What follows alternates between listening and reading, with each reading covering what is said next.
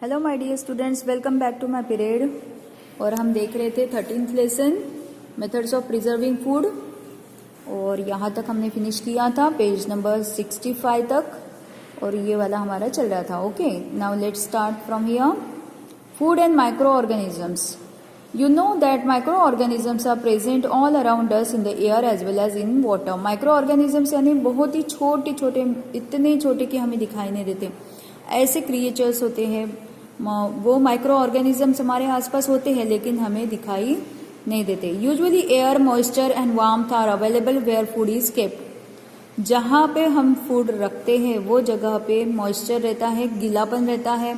Generally kitchen में ही हम रखते हैं फूड, तो वहाँ पे गीलापन रहता है और हवा रहती है और वार्मथ भी रहती है, यानी गर्मी रहती है। It means that it is always possible for microorganisms to grow rapidly in our food और food stuffs.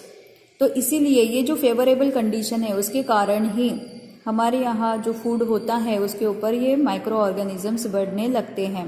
We cannot see them but if they begin to grow but if they begin to grow our food gets spoil.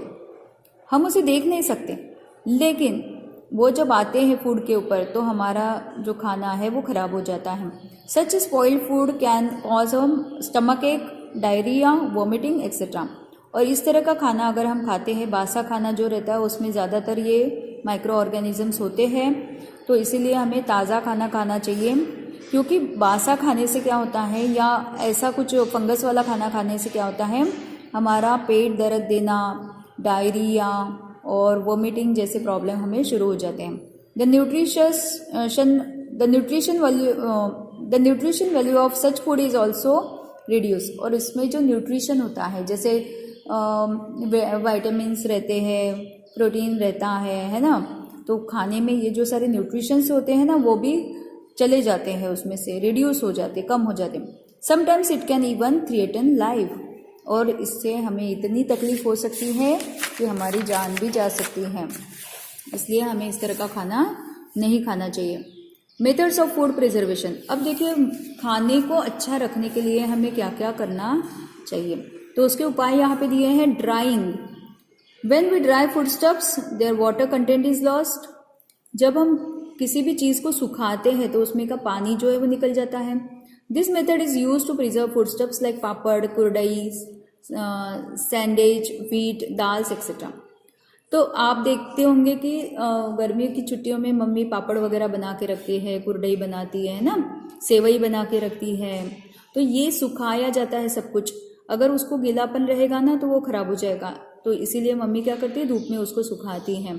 तो सुखाने से ये चीज़ें जो है वो अच्छी रहती है। जैसे व्हीट है, दाल है, ये भी सुखाना ज़रूरी है, धूप में रखना ज़रूरी है।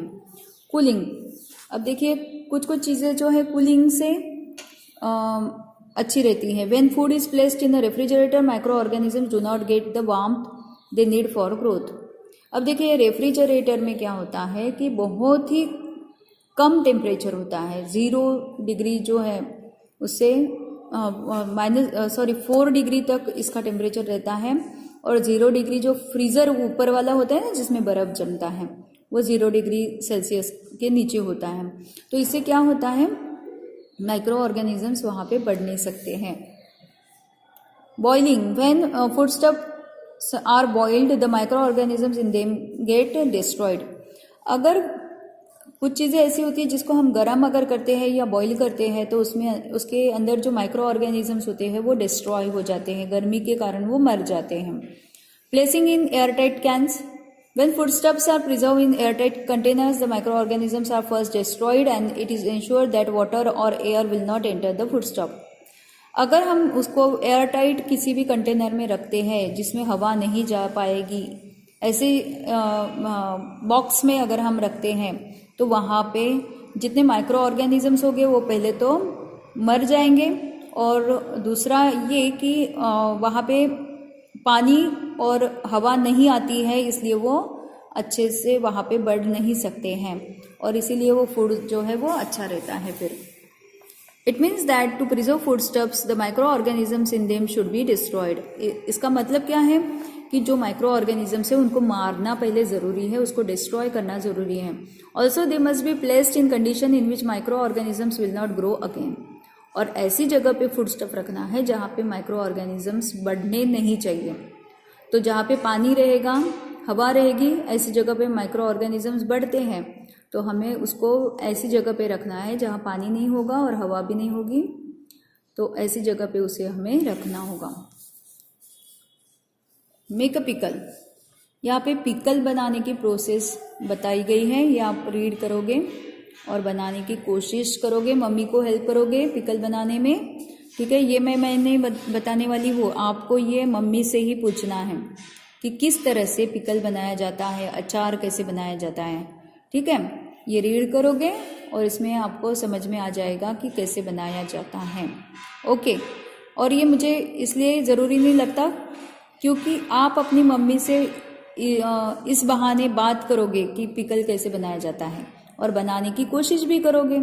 तो सबको पिकल बनाना है घर में। मम्मी को बोलो कि इस बार का अचार मैं बनाने वाली हूँ, तो ज़्यादा कुछ नहीं लेना है, 7-8 लेमन लेकर उसी का अचार बनाओ लगे तो, लेकिन मम्मी को अचार बना के दिखाना है आपको, ठीक है, okay. Next, much of the variety in the taste of our food is due to spices. हमारे घर में स्पाइसेस होते हैं, मसाले होते हैं ना, तो मसालों से क्या होता है, जो फूड है बहुत ही टेस्टी बनता है। यहाँ पे देखिए बहुत सारे मसाले दिए हैं। Every spice has a different flavour और टेस्ट। हर स्पाइस जो होता है अलग अलग टेस्ट होता है हर एक का। They have strong taste and flavours and are therefore used in very small quantities. ये बहुत ही स्ट्रॉन्ग होते हैं, इसकी स्मेल भी स्ट्रॉन्ग होती है, उसकी टेस्ट भी बहुत ही स्ट्रॉन्ग होती है, इसलिए इसको हम बहुत ज़्यादा यूज़ नहीं करते, थोड़ा थोड़ा यूज़ करना होता है। Spices can be dried and stored for a long time. They can be mixed and powdered to make many different masalas. ये जो है स्पाइसेस, इनको हम ड्राई करते हैं पहले और फिर उसको स्टोर करते हैं और उसको फिर उसका पाउडर बनाया जाता है, मिक्सर से उसको बारीक करके पाउडर बना के फिर उसको यूज़ किया जाता है। Different spices are obtained from specific parts of different plants. अलग अलग प्लांट्स से ये अलग अलग मसाले हमें मिलते हैं। Always remember, when buying food is in sealed bags or boxes, make sure you check the expiry date printed on it. जब भी आप कोई फूड खरीदते हो मार्केट से, कोई भी कंटेनर में जो फूड होता है वो कब का बना हुआ है, उसकी एक्सपायरी क्या है, ये सब हमें उसको पहले देखना चाहिए। उसके ऊपर लिखा होता है एक्सपायरी डेट। तो हमें कभी भी कोई भी खाने की चीज़ जो है सबसे पहले उसकी एक्सपायरी डेट हमें देखना चाहिए, उसके बाद ही उसको खरीदना चाहिए। एक्सपायर हुआ जो चीज़ है वो हमें खरीदना नहीं है। What we have learned, if pickles, jams, papads, etc. are made in the right season, they can be enjoyed for the whole year. Pickle है यानी अचार, जैम, पापड़ वगैरह, ये सब जो है ये जिस सीज़न में एक किसी सीज़न में हम बना के रखते हैं तो हम दूसरे सीज़न में या पूरे साल भर में उसको एंजॉय कर सकते हैं, खा सकते हैं।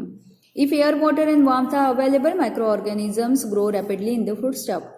अगर हवा, पानी और गर्मी मिलती है तो माइक्रो ऑर्गेनिजम्स कहीं पे भी तैयार हो सकते हैं और बढ़ सकते हैं। Some microorganisms cause the foodstuffs to get spoiled. कुछ ऑर्गेनिजम्स ऐसे होते हैं जो खाने को खराब करते हैं। Drying, cooling and boiling and canning foodstuffs as also adding preservatives to them are the different methods of preserving food. Dry करना, कूल करना, बॉईल करना और एयरटाइट कैन में उसको रखना, ये सारे उपाय हम कर सकते हैं फूड को प्रिजर्व करने के लिए, ठीक है। तो यहाँ तक हमारा जो है ये 13th लेसन ख़त्म हो रहा है। अगले वीडियो में मैं आपको इसके क्वेश्चन आंसर्स बताऊंगी। Till then, bye. Have a nice day. Thank you so much. Bye.